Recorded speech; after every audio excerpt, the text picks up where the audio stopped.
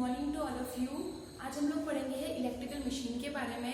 ये मेरा आज का पहला लेक्चर है मशीन का, तो द सीन्स ये पहला लेक्चर है, तो मैं आपको आज बेसिक एक्सप्लेन करूंगी कि इलेक्ट्रिकल मशीन की जो बेसिक्स हैं उसके बाद ही आप उसके फर्दर एप्लीकेशन पार्ट को स्टडी कर सकते हैं। क्लियर? तो बेसिकली हम लोग जब पावर सिस्टम की स्टडी करते हैं तो हम लोग पावर सिस्टम को मोटा मोटा तौर पे 3 पार्ट में डिवाइड करते हैं। First one is generation part, second one is transmission part and finally distribution और एप्लीकेशन पार्ट। तो हम लोगों की जो मशीन है उसमें हम लोग बेसिकली 2 पार्ट में मेजर रोल प्ले करती है। एक तो जनरेशन में, जहाँ पे जो जनरेटर्स होते हैं वो हमारे इलेक्ट्रिकल मशीन्स हैं, और फाइनली उसका एप्लीकेशन पार्ट जैसे जो मोटर्स हैं और जितने भी अप्लायंसेस हम किसी रूम से लेके आज के टाइम में हर जगह इलेक्ट्रिसिटी के एप्लीकेशंस हैं। क्लियर? तो बेसिकली हमारा जो फोकस है वो किस पे होना चाहिए? जनरेशन पे और उसकी यूटिलाइजेशन पे। तो मशीन के बिना किसी भी इलेक्ट्रिसिटी का generation as well as utilisation feasible नहीं है। तो हम लोगों को सबसे पहले स्टडी करनी है मशीन के बारे में। जैसा कि आप लोग इलेक्ट्रिकल स्टूडेंट्स हैं तो मशीन सब्जेक्ट जो है engineering as well as polytechnic सारे स्टूडेंट्स के लिए कॉमन है, क्योंकि जो बेसिक्स हैं वो कभी चेंज नहीं होते। क्लियर? तो आज हम लोग पढ़ेंगे इलेक्ट्रिकल मशीन्स के बेसिक के बारे में। तो 206 और 306, 206 जो है पॉलिटेक्निक के स्टूडेंट्स हैं उनके लिए जो बेसिक सब्जेक्ट है हमारा, उसमें आपके एक तो ट्रांसफॉर्मर है स्टडी में, और डीसी मोटर और डीसी जनरेटर है। और फाइनल ईयर का जो सब्जेक्ट 306 है इलेक्ट्रिकल मशीन सेकेंड, उसमें आपका एसी मशीन्स की स्टडी है, that is induction machine, synchronous machine और कुछ स्पेशल टाइप्स की मोटर्स हैं, उसके बारे में आपको स्टडी करना है। तो उन सबको स्टडी करने के लिए आपको मशीन्स के जो बेसिक प्रिंसिपल्स हैं वो आपको पता होना चाहिए। तो वाइडली हम लोग बात करें तो हमारा जो मशीन है वो 2 टाइप का होता है। एक तो होते हैं जनरेटर्स और दूसरे होते हैं मोटर्स। तो what is the difference between generators and Motors? Generators क्या होता है कि जो इलेक्ट्रिसिटी को जनरेट करते हैं, मतलब जो उत्पादन में काम आते हैं इलेक्ट्रिसिटी को जनरेट करने के लिए, उसको हम लोग बोलते हैं जनरेटर्स। और वो सारी मशीन्स जो इलेक्ट्रिसिटी को कंज्यूम करके मैकेनिकल आउटपुट देती है, यांत्रिक ऊर्जा के फॉर्म में अपना आउटपुट देती है, उन सबको हम लोग बोलते हैं मोटर्स। तो आप लोगों को बेसिकली जनरेटर और मोटर का वाइडली हाईली डिफरेंस पता चल गया। हम इसको फर्दर लेक्चर्स में काफी डीपली स्टडी भी करेंगे। तो बेसिकली हम लोग अगर मोटर की या जनरेटर की बात करते हैं तो जनरेशन हमारा मेन फोकस रहता है, क्योंकि हम लोग इलेक्ट्रिकल इंजीनियर है। तो इलेक्ट्रिसिटी का जनरेशन कैसे होता है, उसके लिए क्या क्या रिक्वायरमेंट्स होती है, कितने टाइप के ईएमएफ होते हैं, ये सब हम लोगों को पता होना चाहिए। तो अगर आप लोगों को कोई नॉर्मली रैंडमली किसी को पूछे कि इलेक्ट्रिसिटी के जनरेशन के लिए किन किन चीजों की जरूरत होती है, तो आप लोग भी बाकी लोगों की तरह बोलोगे कि चुंबक चाहिए होता है, कुछ उसमें मूवमेंट होना चाहिए। तो बेसिकली हम लोग जब पढ़ते हैं तो हमारे पास 2 टाइप के ईएमएफ होते हैं। One is a statically induced EMF and other one is a dynamically induced EMF. आप लोगों को अगर बेसिक पता है तो आप कोई सी भी मशीन की स्टडी, उसका कंस्ट्रक्शनल फीचर के हिसाब से उसका वर्किंग आप एक्सप्लेन कर सकेंगे। क्लियर? तो हम लोग अगर बेसिक पढ़े तो रिक्वायरमेंट क्या है हम लोगों को जनरेट करने के लिए? Generation of an EMF. हमारा फोकस क्या रहता है? हम लोग जब इलेक्ट्रिसिटी को जनरेट करते हैं, मतलब हम लोग क्या जनरेट कर रहे हैं? पावर जनरेट कर रहे हैं, वोल्टेज को जनरेट कर रहे हैं। क्लियर? तो पावर जनरेशन के लिए आप लोगों को मतलब बेसिकली वो जनरेट क्या करती है? ईएमएफ करती है, जो अमाउंट ऑफ करंट और रेजिस्टिव के हिसाब से वरी करके that is the final output में हम लोगों को पावर मिलती है। तो बेसिकली 2 टाइप्स की ईएमएफ होते हैं, लेकिन हमारी बेसिक रिक्वायरमेंट क्या है किसी को जनरेट करने के लिए? तो बेसिक रिक्वायरमेंट ये है कि हम लोगों को 2 चीजें चाहिए। एक तो हमको क्या चाहिए? मैग्नेटिक फील्ड चाहिए। मैग्नेटिक फील्ड भी 2 टाइप का हो सकता है, या तो 2 चुंबक को लाके फिक्स रख दो, उसमें कोई वेरिएशन नहीं हो रहा, तो वो स्टैटिकली मैग्नेटिक फील्ड है। और अगर आप किसी मैग्नेट को आयरन की पीस के ऊपर अगर किसी वायर को लपेट के उसमें अगर करंट भेज रहे हो तो वो भी मैग्नेट की तरफ बिहेव करता है। तो करंट क्या है? टाइम वेरिंग है, टाइम के साथ करंट में वेरिएशन आ रहा है, कभी मैक्सिमम कभी मिनिमम। तो डिफरेंट टाइप के इनपुट के लिए मैग्नेटिक फील्ड भी डिफरेंट होते हैं। तो बेसिकली हम लोग अगर जनरलाइज बात करें तो हम लोगों को इलेक्ट्रिसिटी के जनरेशन दैट इज ईएमएफ के जनरेशन के लिए हमें 2 चीजों की जरूरत होती है। पहली चीज है वो है मैग्नेटिक फील्ड, आइदर वो स्टैटिकली हो या फिर डायनेमिकली हो, doesn't matter, that is a magnetic field. दूसरी चीज क्या होती है? Set of conductor. मतलब सेट ऑफ कंडक्टर मतलब क्या होना चाहिए कि कोई भी आयरन या फिर अल्यूमिनियम या कोई मेटालिक कंडक्टर जिसके थ्रू अगर आप इलेक्ट्रिसिटी को पास कर रहे हो या फिर फ्लक्स को, मैग्नेटिक फील्ड की जो किरणें हैं वो उसको भेद रही है, ऐसे क्रॉस कर रही है, तो उसमें क्या होगा? कुछ इफेक्ट आना चाहिए। वो इफेक्ट क्या है वो मैं आपको फर्दर बताऊंगी, लेकिन बेसिकली हमारे पास 2 चीजें होनी चाहिए। पहली चीज मैग्नेटिक फील्ड और सेकेंड चीज आपकी जो होनी चाहिए वो क्या होनी चाहिए? Set of conductors. और थर्ड एंड मोस्ट इंपॉर्टेंट चीज क्या होना चाहिए?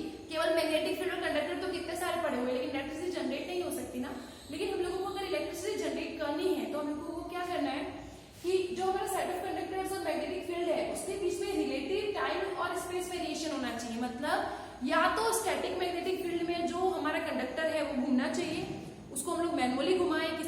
माध्यम को, किसी मोड को यूज करके घुमाए, वो अलग चीज है, वो बात की बात है। लेकिन बेसिकली होना क्या चाहिए, अगर फिक्स दो मैग्नेट रखे हुए हैं, एक मैग्नेट आपने यहाँ पे रखा है, दूसरा यहाँ पे रखा हुआ है, नॉर्थ से साउथ की तरह अगर मैग्नेटिक फील्ड लाइंस आ रही है, उसके बीच में अगर एक चौक आपका कोई कंडक्टर है, तो इस कंडक्टर को मैं मैनुअली घुमा रही हूँ ऐसे ऐसे, हो सकता है इसके ऊपर हम कोई माध्यम लगा दे, उसको ऐसे ऐसे घुमाए उस मैग्नेटिक फील्ड पे, तो उससे क्या होगा, आपका ईएमएफ जनरेट होगा। तो ये तो क्या हो गया, स्पेस वेरिएशन हो गया, क्योंकि आपका कंडक्टर क्या कर रहा है, घूम रहा है। दूसरी चीज क्या हो सकती है कि आपका मैग्नेटिक फील्ड जो है, मैग्नेट फिक्स है, लेकिन उसमें जो अपन करंट अप्लाई कर रहे हैं वो क्या है, टाइम वेरिंग करंट है, फिक्स करंट नहीं है, मतलब उस पर एसी सोर्स को हम अप्लाई कर रहे हैं और आपका कंडक्टर फिक्स है। लेकिन जो आपकी जो एसी है करंट जो है, मतलब किसी भी मटेरियल के ऊपर वायर लगा के आप उसमें अप्लाई कर रहे हो तो मैग्नेटिक फील्ड जनरेट हो रहा है, और करंट क्या है, टाइम वेरिंग है, तो आपका जो फ्लक्स है वो भी क्या है, टाइम वेरिंग है, मतलब टाइम के साथ चेंज कर रहा है, कभी मैक्सिमम, कभी मिनिमम, कभी जीरो, कभी नेगेटिव, फिर वापस जीरो, ऐसे ups and down sinusoidal waveform की तरह मूव करता है। अगर हम आइडियल कंडीशन की बात करते हैं तब, तो उस केस में क्या होता है कि जो उस केस में भी ईएमएफ जनरेट होगा, ऑल्दो आपका मैग्नेट भी फिक्स जगह पे रखा हुआ है, मूव नहीं कर रहा है, और आपकी जो कंडक्टर है वो भी फिक्स जगह पे है, लेकिन आपने जो अप्लाई किया है करंट, जहां से मैग्नेटिक फील्ड प्रोड्यूस हो रहा है, वो क्या है, टाइम वेरिंग है। तो दो टाइप के वेरिएशन होंगे, एक तो स्पेस वेरिएशन होगा और दूसरा क्या होगा, टाइम वेरिएशन। तो देयर विल बी बेसिकली तीन चीजों की रिक्वायरमेंट होती है इलेक्ट्रिसिटी को जनरेट करने के लिए। पहली चीज होती है सेट ऑफ कंडक्टर्स, दूसरा मैग्नेटिक फील्ड, और तीसरा और मोस्ट इंपॉर्टेंट क्या है कि जो हमारे कंडक्टर्स है वो और हमारा जो मैग्नेटिक फील्ड है उसके दोनों के बीच में रिलेटिवली टाइम वेरिएशन होना चाहिए या फिर स्पेस वेरिएशन होना चाहिए। तो depend on the time variation और स्पेस वेरिएशन हमारे पास दो टाइप के ईएमएफ जनरेट होंगे। पहला जो जनरेट होगा उसको हम लोग बोलेंगे स्टैटिकली इंड्यूस्ड ईएमएफ, और सेकेंड वन जो जनरेट होगा उसको हम लोग बोलेंगे dynamically induced EMF. Different machine के स्ट्रक्चर्स, कंस्ट्रक्शंस के हिसाब से उसमें डिफरेंट टाइप के ईएमएफ जनरेट होते हैं। जैसे कि स्टैटिकली इंड्यूस्ड ईएमएफ किस चीज में जनरेट होगा, जहां पे आपका जो मटेरियल कंडक्टर्स है वो भी फिक्स है और आपके जो मैग्नेट है वो भी फिक्स है, उसमें कोई भी फिजिकल मूवमेंट नहीं हो रहा है। जैसे कि आप लोगों ने देखा होगा ट्रांसफॉर्मर में क्या होता है, ट्रांसफॉर्मर एक जगह पे पड़ा हुआ रहता है लेकिन वो अपना काम बराबर से करता है, मतलब ट्रांसफॉर्मर में कोई भी मूविंग पार्ट नहीं होता, सब कुछ क्या है, स्टैटिक्स है, मतलब उसकी जो कोर है वो भी फिक्स है, दैट इज अ कंडक्टर, और उसमें जो अप्लाई कर रहे हैं इनपुट की फॉर्म में, लाइक जहां प्राइमरी वाइंडिंग है वहां पे हम लोग करंट को अप्लाई करें तो वो करंट क्या है, टाइम वेरिंग करंट है। तो उसकी वजह से जो ईएमएफ इंड्यूस्ड होगा उसको हम लोग बोलेंगे स्टैटिकली इंड्यूस्ड ईएमएफ, मतलब उसमें कोई भी मूविंग पार्ट नहीं होता, हमारा जो कंडक्टर है वो क्या है, स्टेशनरी है, और हमारा जो मैग्नेटिक फील्ड है वो क्या है, टाइम वेरिंग है। वहां पे वेरिएशन किसमें हो रहा है, टाइम में वेरिएशन हो रहा है, कि समय के साथ हमारी जो आवृत्ति ऊंची नीचे हो रही है, मतलब समय कभी ज्यादा कभी कम, उसके हिसाब से मैग्नेटिक वेरी कर रहा है। तो basically two types of EMF will be there in machine. पहला है स्टैटिकली इंड्यूस्ड ईएमएफ, दूसरा है dynamically induced EMF. Statically induced EMF किसमें होता है, ट्रांसफॉर्मर में, क्योंकि उसमें कोई मूविंग पार्ट नहीं होता, उसमें कंडक्टर भी फिक्स रहते हैं और हमारी जो मैग्नेटिक फील्ड है उसमें क्या वेरिएशन, टाइम वेरिएशन आ रहा है। और दूसरी चीज होती है dynamically induced EMF. Dynamically induced EMF क्या होता है कि अगर आपका कोई भी मैग्नेटिक फील्ड है, मैग्नेट्स रखे हुए हैं, उसकी वजह से उसका कोई फील्ड है, उसमें अगर किसी कंडक्टर को आप अगर घुमा रहे हो, चाहे मैनुअली घुमा रहे हो, चाहे प्राइम मूवर के थ्रू घुमा रहे हो, या फिर कोई और सोर्स का यूज करके घुमा रहे हो, तो फ्लक्स कटिंग की वजह से जो ईएमएफ इंड्यूस्ड होगा उसको हम लोग बोलेंगे डायनेमिकली इंड्यूस्ड ईएमएफ। डायनेमिक का मतलब क्या होता है, जो चेंज होता रहता है, मतलब तो यहाँ पे डायनेमिक कौन है, कंडक्टर है, क्योंकि कंडक्टर क्या कर रहा है, घूम रहा है, यहाँ पे भी मैग्नेटिक फील्ड फिक्स है। कुछ मशीन ऐसे भी है, listen to me, dynamically induced EMF में कि मैग्नेट घूमता है और कंडक्टर फिक्स रहते हैं, या फिर कंडक्टर घूमता है और मैग्नेटिक फिक्स रहेंगे, दोनों में से एक कंडीशन होगी। उन दोनों केस में जो जनरेटेड ईएमएफ है उसको आप लोग क्या बोलेंगे, डायनेमिकली इंड्यूस्ड ईएमएफ। क्लियर? तो हम लोग पढ़ेंगे, पहला चीज है स्टैटिकली इंड्यूस्ड ईएमएफ और सेकंड है डायनेमिकली इंड्यूस्ड ईएमएफ।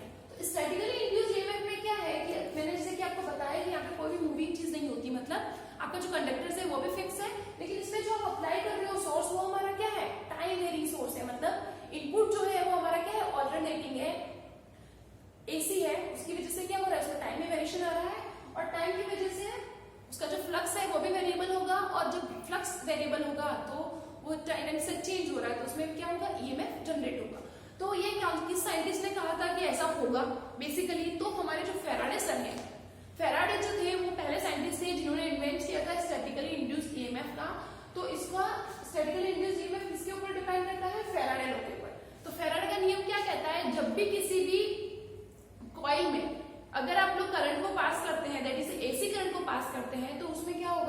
अगर आपका सपोज आपने सप्लाई दिया V volt, that is AC, okay. यहाँ पे दिख रहा है आपको ये साइनसॉइडल वेव का मतलब ये क्या है, AC सोर्स है। उसकी वजह से आपका जो स्ट्रक्चर बना हुआ है उसमें जो करंट फ्लो हो रही है वो क्या है, I करंट फ्लो हो रही है। सपोज ये करंट है I Im sin of omega t, मतलब ये क्या है, AC करंट है, क्लियर। तो MMF क्या होता है, मैग्नेटोमोटिव फोर्स, मतलब अगर किसी भी कॉइल में आप करंट जिसमें नंबर ऑफ टर्न्स है 1 2 3 4 कितने भी हो सकते हैं, doesn't matter, depends, that is n number of turns हम लोग मान लेते हैं। अगर उसमें हम लोग कोई करंट I को फ्लो करवाते हैं तो क्या होगा, जो नंबर ऑफ टर्न्स है 1 टर्न 2 टर्न 3 टर्न कितने भी 5 6 7 8 टर्न जो भी, उसके अगर अंदर करंट फ्लो कर रही है, क्लियर, हम उसी सोर्स को अप्लाई करके उसमें करंट फ्लो करवा रहे हैं, तो उसमें क्या होगा, MMF इंड्यूस्ड होगा, क्लियर। MMF क्या होता है, नंबर ऑफ टर्न्स इनटू आपकी जो करंट फ्लो कर रही है वो। तो suppose n number of turns है इस कॉइल में और Im sin of omega t, इसका जो प्रोडक्ट होता है उसको हम लोग बोलते हैं MMF, magnetomotive force, clear. Second चीज आप लोगों ने बहुत बेसिक इलेक्ट्रिकल में पढ़ा होगा कि करंट जब भी कहीं से भी पास होती है सॉरी करंट अगर किसी में से भी पास होती है तो क्या होता है, वो रेजिस्टेंस ऑफर करती है, मतलब अवरोध पैदा करता है करंट के फ्लो में। तो सिमिलरली अगर हम लोग इलेक्ट्रिकल सर्किट की बात करें तो जो करंट है उसके फ्लो में जो भी बाधा उत्पन्न करता है या फिर अपोज करता है उसको हम लोग रेजिस्टेंस बोलते हैं। लेकिन अगर आप लोग मैग्नेटिक फील्ड की बात करें, मैग्नेटिक मटेरियल की बात करें तो उसमें रेजिस्टेंस की जगह पे क्या होता है, रिलक्टेंस होता है, क्लियर। तो देयर इज अ फ्लक्स, तो फ्लक्स क्या होता है, MMF बाय रिलक्टेंस, क्लियर। और MMF क्या है, NIM sin omega t divided by reluctance. तो ये आपका जो हो गया NIM upon reluctance into sin of omega t। तो फ्लक्स क्या हो जाएगा, phi equals to phi m sin of omega t। ये जो टर्म है इसको हम लोग लिख सकते हैं phi m मैक्सिमम फ्लक्स, क्योंकि ये फ्लक्स क्या है, टाइम वेरिंग फ्लक्स है। ये हमारा जो फ्लक्स है वो किसको लिंक कर रहा है, नंबर ऑफ टर्न्स को भी लिंक कर रहा है। तो according to the Faraday statically induced EMF E of is equals to d n phi over dt, जहाँ पे n phi क्या है, n नंबर ऑफ टर्न्स है जिस कॉइल में से फ्लक्स जनरेट हुआ है because of passage of electricity, और phi क्या है, वो फ्लक्स है, क्लियर। तो और यहाँ पे आप देख पा रहे हैं कि नेगेटिव साइन है, ये नेगेटिव साइन क्या शो कर रहा है, ये नेगेटिव साइन जो है वो किसकी वजह से, लेंज की वजह से।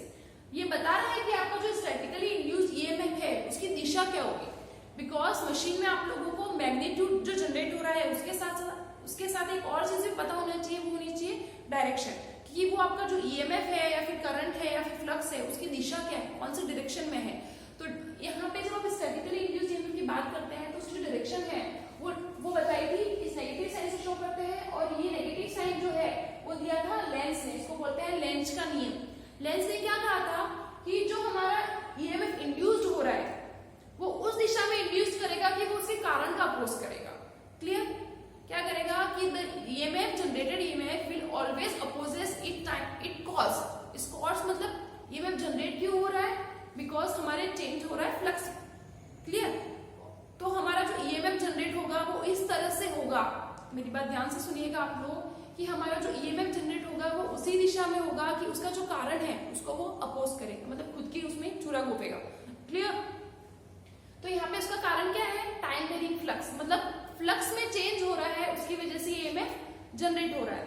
तो आप लोगों को अगर मैं आपको फर्दर क्लास में पूरे एक्सप्लेन करके बताऊंगी कि लेंस का जो नियम है वो कैसे काम करता है, क्लियर। लेकिन अभी मैं आपको ओवरव्यू दे देती हूँ कि अगर आपका साइन वेव पॉजिटिव जा रहा है ऊपर की तरफ, क्लियर, तो उसकी वजह से क्या होगा, करंट भी ज्यादा होगी, फ्लक्स MMF भी ज्यादा होगा, फ्लक्स भी ज्यादा होगा। तो EMF इंड्यूस होगा तो वो उसका जो इफेक्ट होगा वो क्या होगा कि वो फ्लक्स को कम करने की कोशिश करेगा, क्योंकि वो हमेशा जो आपका जनरेटेड EMF है वो क्या करेगा, उसके कॉज का, उसके कारण का हमेशा अपोज करेगा। तो ये नेगेटिव साइन जो दे रखा है स्टैटिकली इंड्यूस्ड EMF में वो किसकी वजह से है, लेंस की वजह से। तो स्टैटिकली इंड्यूस्ड EMF आप जहां भी पढ़ेंगे तो आपको दो चीजें याद रखनी है, पहला तो फेराडे का नियम और दूसरा लेंस का नियम, क्लियर। फेराडे ने क्या कहा था कि जब भी rate of change of flux होगी तो उसमें EMF इंड्यूस्ड होगा, मतलब ES = minus of dn phi over dt। Flux linkage अगर चेंज हो रहा है d/dt टाइम के साथ इसका वेरिएशन हो रहा है तो उसकी वजह से EMF इंड्यूस्ड होगा, और उस EMF की डायरेक्शन क्या होगी वो किसने बोला था, लेंज ने बोला था। लेंज ने ये बोला था कि जो EMF है वो उसी डायरेक्शन में जनरेट होगा कि वो उसके कॉज का अपोज करेगा, मतलब जिसकी वजह से वो पैदा हो रहा है, that is time varying flux, उसी को वो अपोज करेगा। तो this is all about the statically induced EMF। यहाँ पे दो नियम है, लेंज का नियम और फेराडे का नियम, क्लियर। नाउ हमारा जो नेक्स्ट हम लोग मूव करेंगे वो करेंगे dynamically induced dynamically induced EMF क्या होता है कि जैसे कि आप जनरली मोटर्स की बात करते हो, हाँ, और remember one thing, statically induced EMF कहां पे होगा? ट्रांसफार्मर में। ट्रांसफार्मर एक ऐसा डिवाइस है जो स्टैटिकली इंड्यूस्ड ईएमएफ के प्रिंसिपल पे वर्क करता है। कैसे करता है मैं आपको अगली क्लासेस में अच्छे से एक्सप्लेन करूंगी, बट आप अभी जनरलाइज को पढ़ लीजिए। क्लियर? नेक्स्ट हमारा जो है वो है dynamically induced EMF. Means dynamically मतलब उसमें क्या है, कंडक्टर हमारा मूविंग है, आइदर कंडक्टर मूविंग है या फिर मैग्नेटिक फील्ड मूविंग है, डजंट मैटर, लेकिन एक चीज में क्या है, मोशन हो रहा है। मोशन मतलब फिजिकली मूवमेंट हो रहा है, यहाँ से चल के चीज यहाँ पे आ रही है, ऐसे मूवमेंट हो रहा है, चाहे रोटेशनल मोशन हो रहा है या फिर स्टैटिकल मोशन हो रहा है, प्लेन मोशन हो रहा है, लीनियर मोशन, कुछ भी, लेकिन there is a relative motion. Physically there is a motion between the magnetic field and there is a conductor. तो इसको आप लोग डायग्रामेटिकली यहाँ पे देखेंगे तो मैंने आपको दिखा रखा है कि मैग्नेटिक फील्ड की लाइन है, सपोज यहाँ पे दो मैग्नेट पड़े हुए हैं ऐसे, उसकी जो फील्ड लाइन, ये नॉर्थ पोल है, ये साउथ पोल है, जिसमें नॉर्थ से साउथ की तरफ मैग्नेटिक लाइंस का फ्लो है, उसके बीच में हमने कोई कंडक्टर लगा दिया है। सपोज इसकी लेंथ हमारी जो है वो क्या है, एल है, ठीक है। तो अगर ये कंडक्टर है उसको हम लोग घुमाएंगे इस फील्ड में, ये फील्ड तो फिक्स हो गया नॉर्थ और साउथ के बीच में, इसको अगर घुमाएंगे तो ये कोई एंगल बनाएगा इस फील्ड के साथ में। अगर इसकी हम एक्सिस की देखेंगे, सपोज ये एंगल बना रहा है थीटा, तो ये हमारा जो डायनेमिकली इंड्यूस्ड ईएमएफ है वो कौन से रूल पे काम करता है, फ्लक्स कटिंग रूल, मतलब जो कंडक्टर है वो फ्लक्स को कितना काट रहा है। क्लियर? तो अगर यहाँ पे हम लोग देखेंगे तो हमारा फ्लक्स है या फिर मैग्नेटिक फील्ड है, एक ही बात है, वो फिक्स है, उसमें अगर कंडक्टर मूव कराएंगे तो इसकी वजह से जो ईएमएफ जनरेट होगा उसको बोलेंगे E = BLV sin of theta, और LV sin B into V sin of theta, मतलब ये दोनों वेक्टर क्वांटिटी है, वेक्टर मतलब वेलोसिटी की भी डायरेक्शन है, फ्लक्स की भी डायरेक्शन है, और L इसका लेंथ ऑफ द कंडक्टर है। एक बात हमेशा ध्यान रखना कि अगर आपका कंडक्टर सपोज इतना बड़ा कंडक्टर है, ठीक है, इतना बड़ा कंडक्टर है, उसमें केवल इतना ही पार्ट आपका ऐसा है जो फ्लक्स को कट कर रहा है, तो ईएमएफ केवल इतने ही पार्ट में इंड्यूस होगा। वो पार्ट जिसमें फ्लक्स कट नहीं कर रहा है वहां पे ईएमएफ इंड्यूस नहीं होगा। जैसा कि आप यहाँ पे देख पा रहे हो, तो आपका ये जो ऊपर वाला पोर्शन है इतना, ये फील्ड से बाहर है क्योंकि फील्ड तो इतनी जगह में ही है, और ये नीचे वाला पोर्शन भी ऐसा है जो फील्ड से बाहर है। तो ये ऊपर वाले पोर्शन में और नीचे वाले पोर्शन में फ्लक्स मतलब ईएमएफ इंड्यूस नहीं होगा। ईएमएफ कहां पे इंड्यूस होगा, कंडक्टर का वही पार्ट जो केवल इन मैग्नेटिक फील्ड के इन्फ्लुएंस में है, मतलब इस पार्ट में केवल क्या है आपका ईएमएफ इंड्यूस होगा, यहाँ पे और यहाँ पे, क्योंकि ये फील्ड में नहीं है, इस वजह से इसमें इंड्यूस ईएमएफ 0 हो जाएगा, केवल यही पार्ट। क्लियर? तो लेंथ ऑफ कंडक्टर आपको कौन सी लेनी है, जो एक्टिव लेंथ है, LE लिख देते हैं इसको सब्ट्रैक्ट करने के बाद ये जो मैग्नेटिक फील्ड के इन्फ्लुएंस में है वहीं पे आपका ईएमएफ जनरेट होगा। तो डायनेमिकली इंड्यूस्ड ईएमएफ कौन से प्रिंसिपल पे वर्क करता है, फ्लक्स कटिंग रूल पे वर्क करता है, कि आपका कोई भी कंडक्टर है उसको अगर मैग्नेटिक फील्ड में अगर आप घुमाएंगे तो वो जो फ्लक्स को कट करेगा, तो इसको हम लोग मैग्नीट्यूड को फाइंड आउट करते हैं BLV sin थीटा से, और इसकी जो डायरेक्शन है उसको हम लोगों ने एक साइंटिस्ट थे जिसको बोलते हैं फ्लेमिंग ने नियम दिया था, उसके हिसाब से इसकी हम लोग डायरेक्शन निकालते हैं। क्लियर? तो फ्लेमिंग ने क्या कहा था कि हमारी जो राइट हैंड है उसकी तीनों अंगुलियां, फर्स्ट फिंगर, उसका थंब और मिडल फिंगर को हम लोग उधर परपेंडिकुलर रखें एक दूसरे के, 1 2 और 3, ठीक है, तीनों को अगर एक दूसरे के परपेंडिकुलर रखें तो ये जो पहली फिंगर है हमारी F पर फर्स्ट फिंगर, पहली फिंगर जो है वो फ्लक्स को या फिर मैग्नेटिक फील्ड को शो करेगी, ये थंब जो है वो हमेशा वेलोसिटी को शो करेगा, और ये जो मिडल फिंगर जो निकल रही है वो क्या करेगा, ये हमेशा आपको इंड्यूस्ड ईएमएफ की डायरेक्शन देगा। तो फ्लेमिंग का राइट नियम, दाहिने हाथ का नियम क्या कहता है, फर्स्ट फिंगर फ्लक्स को या फिर मैग्नेटिक फील्ड को, ये थंब मतलब वेलोसिटी, और ये जो मिडल फिंगर जहां पे भी जा रही है वो आपको शो करेगा direction of the induced EMF. तो इसको मैं आपको बोर्ड से एक्सप्लेन करूंगी, तो देखना है ये मेरा जो थंब है वो वेलोसिटी की डायरेक्शन में है, ये फर्स्ट फिंगर जो है वो मैग्नेटिक फील्ड की डायरेक्शन में है, तो ये प्लेन है उसको, तो हमारे जो ईएमएफ इंड्यूस होगा वो क्या होगा, बाहर की तरफ होगा, मतलब द प्लेन कंटेंटिंग V और B उसके बाहर की तरफ होगा, इसलिए इसको हम लोगों ने वेक्टर प्रोडक्ट लिया है, that is a cross product. Clear? तो this is all about the EMF जो आप लोगों ने पढ़ा वो, there is a 2 types of EMF, statically induced EMF है Faraday law, Lenz law, dynamically induced EMF flux cutting rule और Fleming right hand rule. तो this is all about the EMF in the machine. आप लोगों को अगर इसमें कोई भी डाउट हो तो आप कमेंट बॉक्स में जरूर डालिएगा। Thank you so much.